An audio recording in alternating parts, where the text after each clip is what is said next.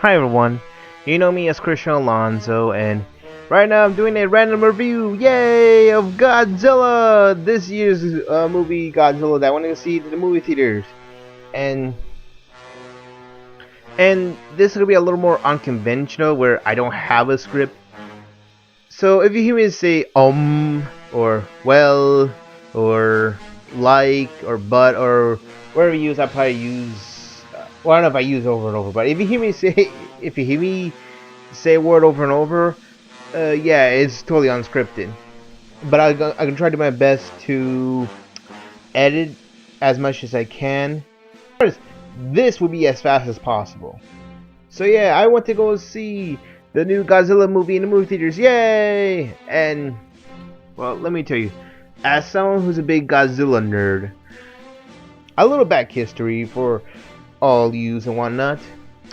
I can't exactly recall what was my first Godzilla movie. It's either Godzilla Raids Again, aka Gigantus the Fire-Breathing Monster, or Godzilla vs. Bionic Monster, aka Godzilla vs. Mechagodzilla, the 1974 movie. That's how big of a Godzilla fan that I was and still am to this day. So yeah, what did I think of this new Godzilla movie? Well, I'm gonna say it right now. I feel like I was 5 years old all over again watching this movie. And at the same time, I was so satisfied as a 24-year-old.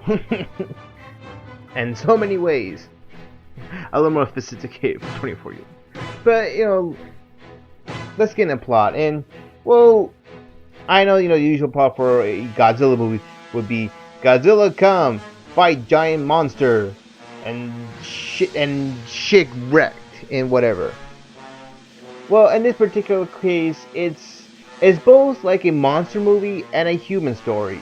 Kind of like we're like Cloverfield, where you get to see the monster, but also you get to be with, the actual humans, for most of the movie.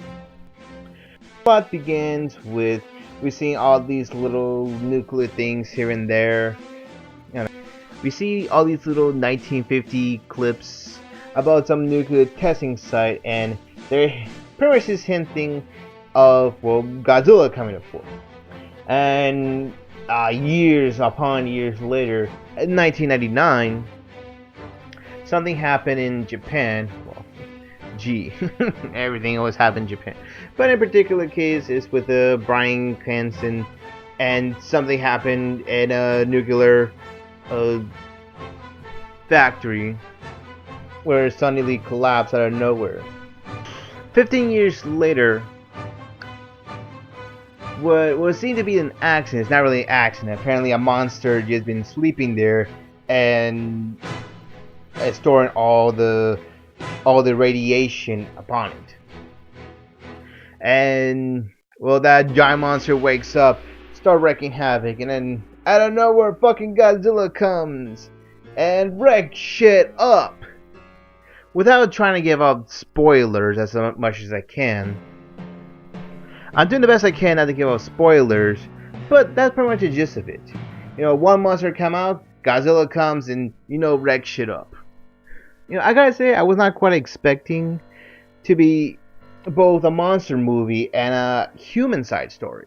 And as both part is very good.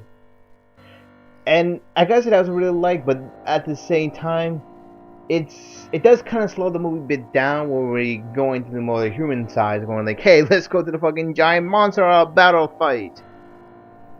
But, again, at the same time, it does kind of develop these characters where we, actually do care about them, where if you watch a regular Godzilla movie, like, the characters are there, now giant monster battle. Over here, they do, at least develop these characters pretty well.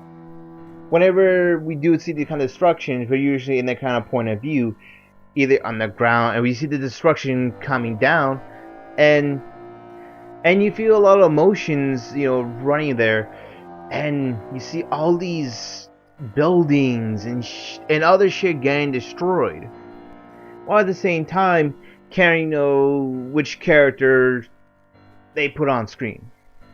Another thing I do guys say that I do like is that pretty much this movie is a reboot. which is kind of funny when, well, it's not like the first reboot. Don't worry, people. It's not the first, nor will be the last Godzilla reboot.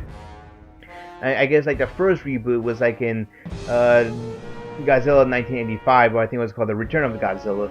And well, I guess the second time that the Americans tried to do it, and well, yeah.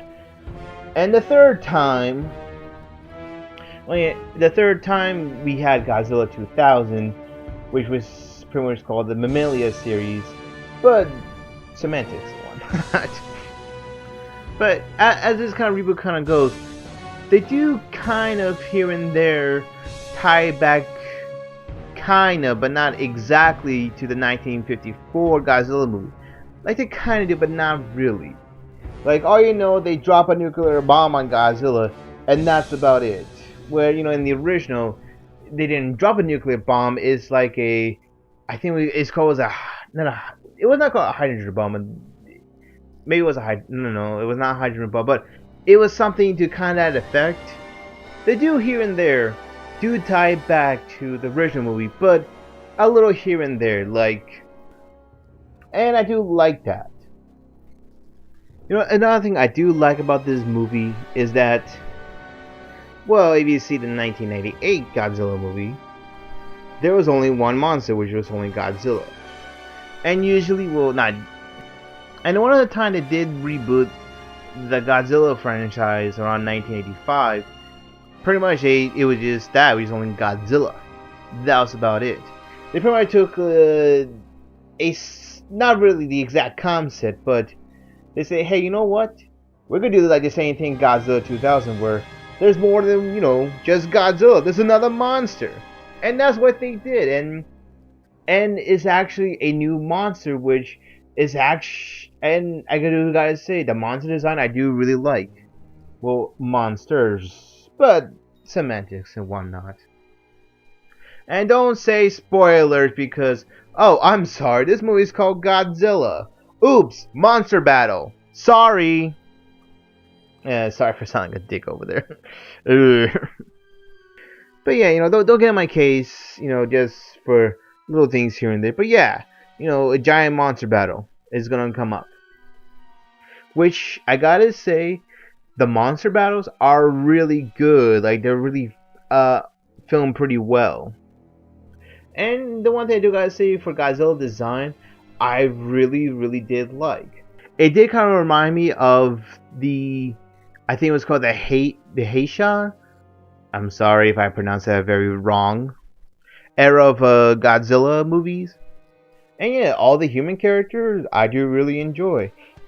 And it's funny, like they did kind of tie it back to the 1954 movie, but not exactly. With the character that's called Dr. Serizawa, I'm like, wait, that's from the first Godzilla movie. Holy moly! You know, there's only thing here and there I guess I can kind of criticize, but it's not that much.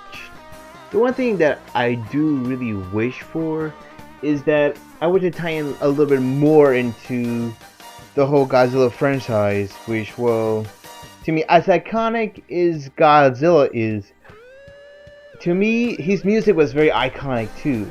And I wish they could have done that. But, you know, it's, I guess you say you can, a bit of a nitpick. The music they did, it was alright.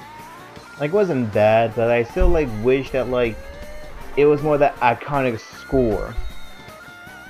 And I've heard other things that, like, I think to myself, like, really, you're fucking gonna do that? Pretty much the military, well, the U.S. military has, you know, these conventional weapons, as we all know. They, you know, they do have, you know, tanks and ships and fucking airplanes and whatnot.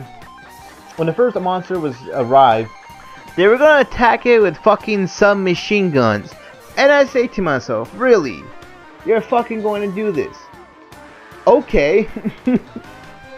I'm sorry, but that particular monster there is fucking bigger than your fucking pea shooters. I mean, Jesus.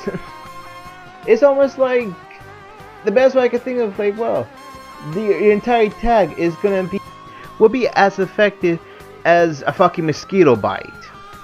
And, well, okay, this is both a kind of negative and a positive. But at the same time, I can see why it's a bit of negative, but I'm like, okay, I get it. I mean, it's whatever, it's blah.